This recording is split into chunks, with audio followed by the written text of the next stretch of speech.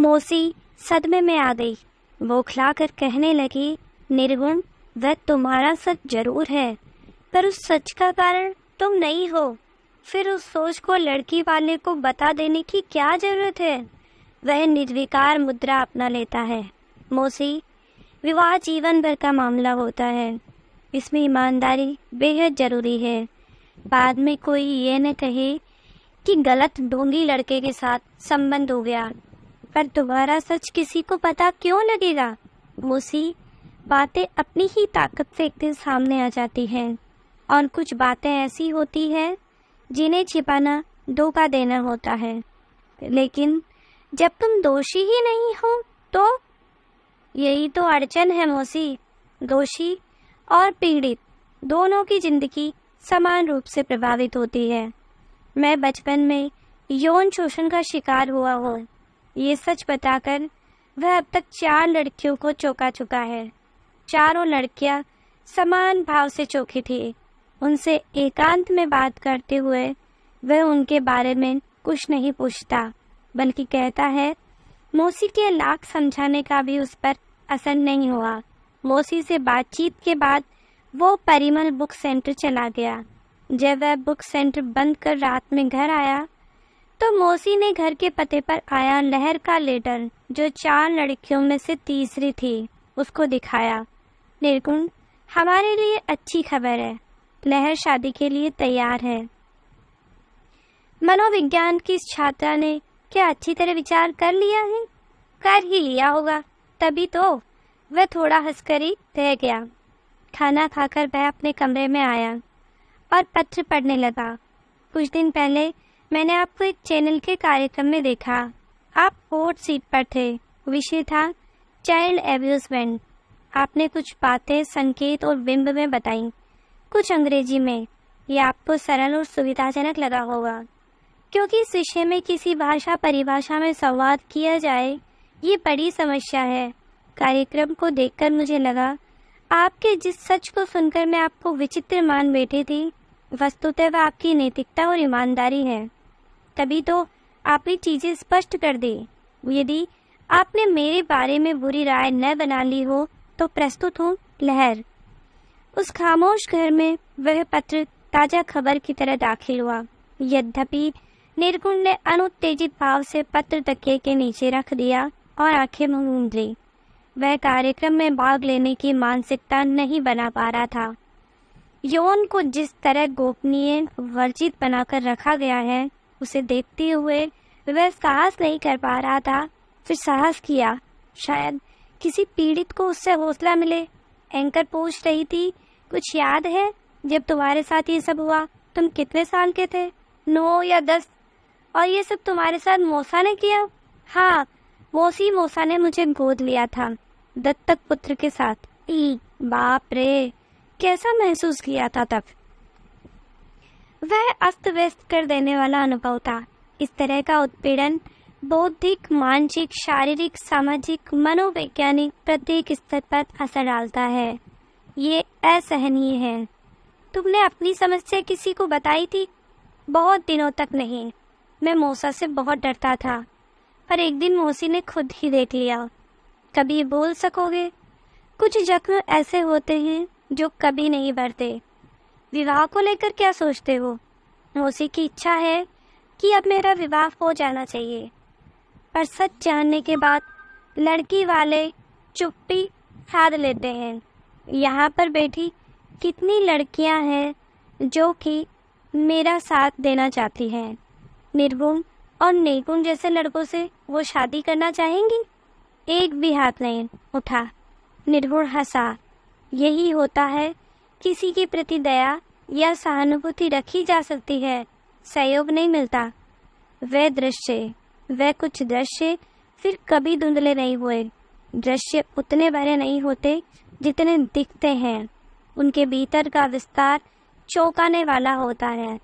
वे कुछ घटनाएं ऐसी होती हैं जो पूरी जिंदगी का फैसला कर देती हैं और जिंदगी हमेशा के लिए बदल जाती है। वह चेहरा मौसा का था, अब हर किसी का चेहरा बन जाता है और निर्गुण हतप्रभ हो जाता है। वह मजबूत पकड़ वह जबरदस्त पकड़ थी जिसे वह आज भी नहीं छूट पाया। उसकी बदलती बिगड़ती जिंदगी से जब जब उसका सामना हुआ, हर बार अलग अर्थ, रहस्य, हीनता और अनिश्चितता के साथ मिली। इस आलीशान घर जो कि बर्बर घर में तब्दील हो गया, में रहना कुटुंब के सभी बच्चों का सपना था। निसंतान गंगा मौसी की बहनें नंदे समय समय पर अपने बच्चों को मौसी के रहने के लिए भेजा करती थी कि मौसी का उनके बच्चे से लगाव विकसित हो और वह उसे गोद ले ले। एक रात मौसा बिल्कुल बदले हुए रूप में थे। उनकी आंखों में मुग्धता थी, हाथों में मजबूत पकड़ थी। उसका रोना उन पर असर न डाल रहा था। उसके दर्द की अनसुनी ध्वनियां वायुमंडल में अब भी कहीं होंगी। मौसा धीरे से बोले, निर्गुण, तुम मुझे राक्षस समझ रहे हो, पर मैं राक्षस नहीं हूँ। ये सब सभी बच्चों के साथ होता है, पर वे किसी से बताते नहीं हैं। बता देने से माँ बाप तुरंत मर जाते हैं। वो उसके बचपन पर हमला था। उस दिन वह एक बड़े शून्य में बदलने लगा। जीत निर्भय की हुई। वह गौरव के साथ उस आलीशान घर में स्थापित हुआ। उसे पता नहीं क्या क्या होता था। उसे मोटे तौर पर याद है, आरंभिक अरुचि के बाद मौसा उसे अनुराग रखने लगे थे। उसे अनुराग पर वह संदेह क्या करता जब मौसी ही नहीं कर पाई। और एक दिन यह अनुराग कठिन खेल में बदल गया। नाना जी बीमार थे, मौसी उन्हें देखने चली गई। परीक्षा के कारण वह नहीं जा सका। एक रात मौसा बिल्कुल बदले हुए रूप में थे। उनकी आंखों में मुग्धता थी, हाथों में मजबूत पकड़ थी। उसका रोना उन पर असर न डाल रहा था। उसके दर्द की अनसुनी ध्वनियां वायुमंडल में अब भी कहीं होंगी। मौसा धीरे से बोले, निर्गुण, तुम मुझे राक्षस समझ रहे होंगे, पर मैं राक्षस नहीं हूँ। ये सब सभी बच्चों के साथ होता है, पर वे किसी से बताते नहीं हैं। बता देने से माँ बाप तुरंत मर जाते हैं। वह उसके बचपन पर हमला था। उस दिन से वह एक बड़े शून्य में बदलने लगा। बचपन की मासूमियत, मस्ती, मोहकता खत्म हो गई। हृदय खाली हो गया, कभी न भरने के लिए। वापस आई मौसी ने मौसा को उलाना दिया। निर्गुण, कुमला गया है, तुमने इसका ध्यान नहीं रखा। मौसा हंसे। रोज होटल से इसी की पसंद का खाना लाता था, पूछ लो। मौसी आश्वस्त हो गई, पर वह कभी आश्वस्त न हो सका। हर दम डरा हुआ होता, बिस्तर गीला कर देता। इसी बीच उसे दस्त लग गए। गंदा बिस्तर देख नौ से खींच गई। निर्गुण, क्या हो गया तुम्हें? बिस्तर भी गीला कर देते हो, और आज बिस्तर में दस्त? इतने बड़े हो गए हो? वो सब बीच में कूद पड़े। इतना बड़ा भी नहीं हो गया है। नींद में दस्त छूट गया होगा, ये परेशान है। इससे सहानुभूति रखो। हाँ, पर अचानक क्या हो गया है बेटा? तुम्हें मेरे पास अच्छा नहीं लगता क्या? गंगा, बच्चे से सहानुभूति रखो, परेशान है। निर्गुण सचमुच परेशान था। मौसी उसकी याचना को पहचानती क्यों नहीं? लेकिन मौसी ऐसे किसी संदर्भ के बारे में सोच तक नहीं सकती थी। रिश्तों में इस तरह की बूंद, भ्रम, अज्ञानता, असावधानी, अति विश्वास पनप जाता है। कथित संस्कारशील घरों में शोषण निर्बाध रूप से जारी रहता है। प्रत्येक पुनरावृत्ति पर निर्गुण का हृदय भरा था। भगवान नरसिंह की तरह किसी खंभे से निकलकर मौसा को दो फाड़ कर दो। कई बार सोचा चुपचाप अपनी माँ के पास चला जाए, पर नहीं जाना चाहता था। किस बस में बैठकर जाए, कारण क्या बताए? अब उसे लगता है कि वह तय नहीं कर पाता था क्या करना चाहिए। ये बात बताएगा तो माँ बाप मर जाएंगे। ये भ्रम इतना प्रभावी था कि जब छुट्टियों में माँ के पास गया तब भी कुछ न बता पाया। बस इतना कहा, माँ, मैं यही रहूं? माँ ने पुचकारा, वह अच्छा नहीं लगता? बेटा, तुम भाग्यवान हो जो गरीब घर से उस अच्छी घर में चले गए। अपने बाबू को देखते तो हो, कभी इधर काम ढूंढते हैं, कभी उधर। मेरी किस्मत में दरगाह की तरह सुख नहीं है। बेटा, तुम बड़े हो गए हो, तुम्हें समझदारी सीखनी होगी। अपने कुछ कपड़े अपने छोटे भाई को दे जाना, मौसी तुम्हें नहीं खरीद देगी। चूँकि वह 3 भाई बहनों में सबसे बड़ा था, अतः उसे छोटी उम्र में ही बोध कराया जाने लगा था कि वह बड़ा है। अब उसे लगता है कि उसका बचपन ठीक से जिया ही नहीं, उसकी नादानियाँ कभी माफ़ी हुई नहीं। क्योंकि वह घर का बड़ा बच्चा था। मौसा उसे लेने आ गए। छोटे भाई व बहन के लिए कपड़े और मिठाई लाए थे। इसी कारण मौसा का जादू सब पर चल जाता था। उसे वापस भेजते हुए अम्मा बाबू बहुत प्रसन्न थे। वह फिर बरबर घर में था। डरा हुआ मौसा उसे घेरते वह दूर भागता। बात करते वह जवाब न देता। मौसी को लगता अनादर कर रहा है। निर्गुण, मौसा जी कुछ पूछ रहे हैं। मौसा हंसते, गंगा बात को तूल न दिया करो, बच्चे ऐसे ही होते हैं, इसे स्वाभाविक भाव में रहने दो। आज सोचता है वह सब कुछ अस्वाभाविक बनाकर मौसा किस स्वाभाविक भाव की बात किया करते थे। मौसा ने ऐसा क्यों किया? कौन सी कुंठा, अतृप्ति, विकार, प्रतिरोध रहा जो उसका चित्त अशांत रहने लगा। अंक कम आने लगे। वह मौसी के साथ बैठकर मूवी देख रहा था। मौसी फिल्मों की शौकीन थी। कैसेट मंगाकर देखा करती थी। टेप सीन था। निर्गुण भय और घबराहट से कांपने लगा। मौसी, ये तो सब बच्चों के साथ। मौसी ने वीसीआर बंद कर दिया।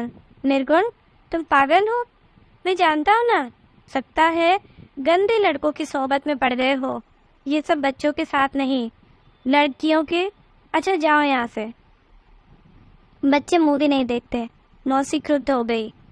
निर्गुण की परेशानी बढ़ गई। मौसी क्या ठीक कहती है? किससे पूछे? उसे अपने मित्र विराम की याद आई। विराम 2 साल बड़ा था और बहुत अधिक जानकारी रखता था। अब उसे लगता है कि वह समस्या ठीक से बता नहीं पाया था, पर अधिक जानकारी रखने के कारण विराम समझ गया था। निर्गुण, तू बेवकूफ़ है क्या?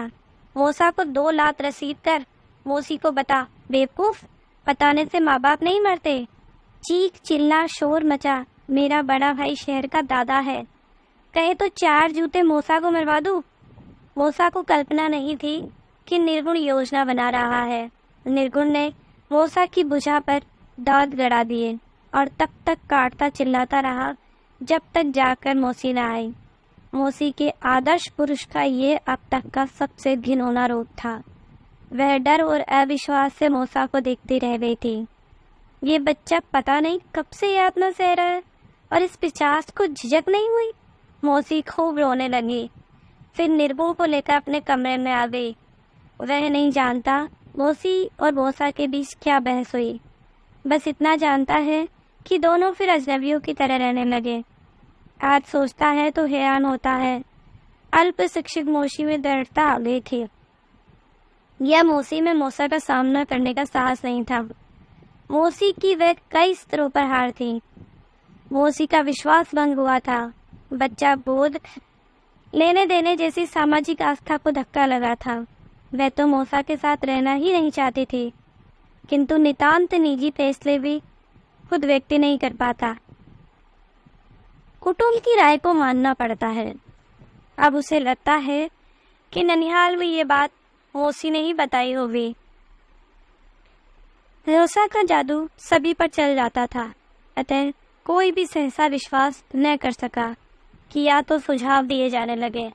नाना बोले, गंगा, तुम्हारी बेवकूफ़ी और लापरवाही कम नहीं रही, जो तुमने जानने की कोशिश ही नहीं की कि निर्गुण डरा हुआ रहने लगा है।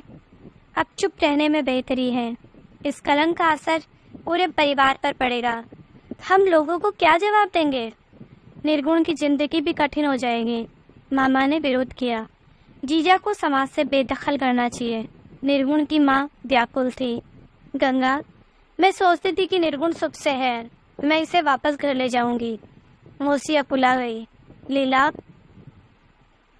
मेरे पास अब निर्गुण के अलावा कोई आधार नहीं है। तुम्हें डर है तो मैं उस घर में ही नहीं रहूंगी। नाना ने चेताया। तो कहाँ रहोगी? अलग रहने का लोगों को कारण क्या बताओगी? शांति से काम लो और सतर्कता बरतो। उस समय तो वे इन बातों का मतलब समझ नहीं पाया था। आज सोचता है कि अपने कहे जाने वाले लोग भी अपनी पोजीशन, हित, स्वार्थ को ही देखते हैं। तभी तो नाना को कुटुंब की चिंता हो आई थी। मामा मौखिक विरोध करके रह गए। माँ जिद कर उसे वापस न मान सकी। मौसा कुछ भी न बोल सके। मौसी की नज़र में गिरने से मौसा की ताकत जाती रही। यह ग्लानि महसूस हो रही थी। नींद की गोलियां खाई या हृदयाघात हुआ, वे एक रात कमरे में मृत पाए गए। मौसी यही बोली, लोग ऐसा काम करते ही क्यों है कि फिर जी ही नहीं पाते। निर्गुण ने बीकॉम अंतिम साल की तैयारी की और परिमल बुक सेंटर एक साथ संभाला। कभी इस प्रतिष्ठान में मौसा की कुर्सी पर बैठना उसका सपना था। अब उसने वह रिवॉल्विंग चेयर बदल दी जिस पर मौसा बैठा करते थे। उसे चेयर में मौसा के होने का बोध होता था। जल्दी वह बुक सेंटर स्थापित हो गया। उसे अपने काम में आनंद आने लगा। वह तो इस तरह से जिंदगी बिता देना चाहता था, लेकिन लहर का पत्र आने से घर में परिवर्तन का दौर आ गया था। नरोजी उत्साहित थे। निर्गुण में लहर के बारे में बात करना। वह भावुक होकर सोच रही थी, बाद में पछताएगी तो यही होगा ना, हम फिर वहीं आ जाएंगे जहाँ से चले थे। इस डर से हम चलना नहीं छोड़ देंगे बेटे। अब जो भी होगा उतना बुरा नहीं होगा जितना हो चुका है। सच कहती हूँ, इस घर को तीसरे की जरूरत है। कुछ उम्मीद जागेगी। किसी की किए की सजा हम क्यों भोगे। हम जिंदगी को सही तरीके से जीने का हक है। और मौसी, निर्गुण मेरे भी कुछ अरमान है मौसी। मैं शून्य में बदल चुका हूँ। मुझसे किसी को कोई लाभ नहीं होगा। शून्य कहीं पर जुड़ता है तो बढ़त दिलाता है। तुम्हें विश्वास है मौसी? ये तो मानी हुई बात है। तो क्या इस मानी हुई बात को आजमाया जाना चाहिए? निर्गुण के भीतर इच्छा हो आई है ये जानने की कि किसी से जुड़ने पर अंततः लगता कैसा है। तो दोस्तों, इस बाल अत्याचार पे आपका क्या राय है प्लीज़ कमेंट में ज़रूर बताइए और चैनल को लाइक एंड सब्सक्राइब करना मत भूलिए। Thank you.